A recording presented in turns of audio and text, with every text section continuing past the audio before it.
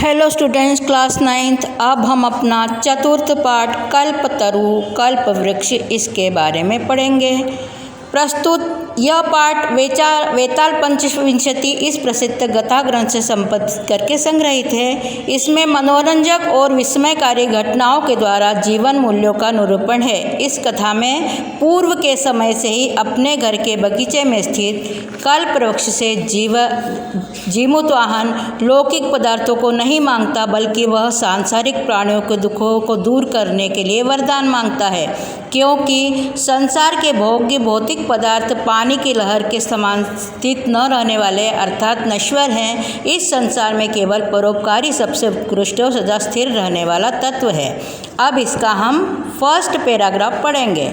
अस्ति हिमवान् नाम सर्वरत्न भूमि नगेन्द्रः तस्य सानो उपरि विभाति कंचनपुर नाम नगरम्। तत्र जीमूतकेतु इति श्रीमान् विद्याधरपति वसति स्म।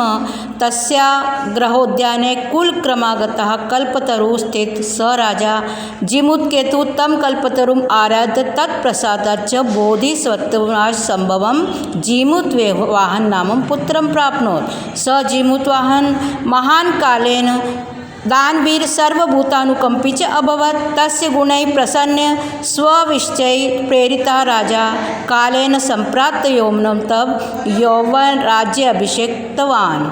कदाचित् हितैषिणा पितृमन्त्रिणः यौवन राज्ये स्थितं च जीमूतवाहनम् उक्तवन्तः, युवराज यो अयं सर्वकामदः कल्पतरुः तवोद्याने तिष्ठति स एव सदा पूज्यः।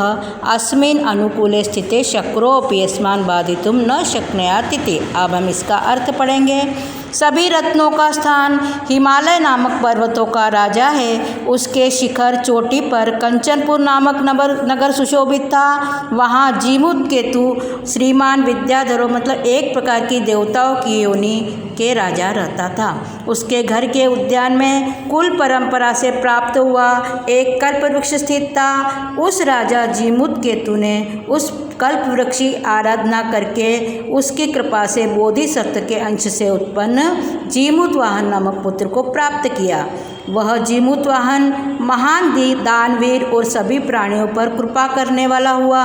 उसके गुणों से प्रसन्न और अपने मंत्रियों के द्वारा प्रेरित हुए राजा ने समय आने पर युवावस्था को प्राप्त उस जीमूतवाहन को युवराज के पद पर अभिषेक कर दिया। कभी हितैषी पिता के मंत्री युवराज पद पर स्थित उस जीमूतवाहन से बोले, युवराज, जो यह सभी कामनाओं को पूरे करने वाला कल्पवृक्ष तुम्हारे उद्यान में खड़ा है वह तुम्हारे द्वारा सदैव पूज्य है। इसके अनुकूल रहने पर इंद्र भी हमें कोई बाधा नहीं पहुंचा सकता। अब दूसरा पैराग्राफ। एतत् आकर्ण्य जीमूतवाहन अचिन्तयत्, अहो ईदृशम् अपरपादपं प्राप्यापि पूर्वे पुरुषे अस्माकं तादृशं फलं किमपि न प्राप्तं, किन्तु केवलं केश्चिदेव कृपणे कश्चिदपि अर्थितः तद् अहम् अस्मात् कल्पतरोः अभीष्टं साधयामि इति।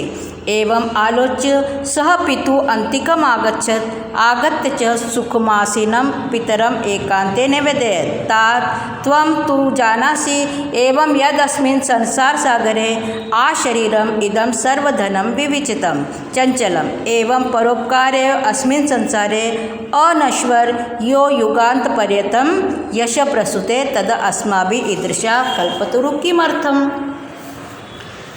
यह सुनकर जीमूतवाहन ने सोचा, अरे खेद है, इस प्रकार के अमर वृक्षों को पाकर भी हमारे पूर्वजों ने ऐसा कुछ भी फल प्राप्त नहीं किया है, किंतु केवल कुछ ही अभागों ने थोड़ा सा धन मांगा तो मैं इस कल्पवृक्ष से मनचाहे को पूरा करूंगा। इस प्रकार का विचार करके वह पिता के पास में आया और आकर आराम से बैठ पिता से एकांत में निवेदन किया, पिताजी, आप तो जानते हैं कि इस संसार रूपी सागर में शरीर के साथ साथ यह संपूर्ण धन तरंग की तरह चंचल अस्थिर है। एक परोपकारी ऐसा संसार में नष्ट न होने वाला है जो युगों तक यश देता है। फिर हमारे द्वारा ऐसे कल्पवृक्ष को किस लिए रक्षा की जाती है।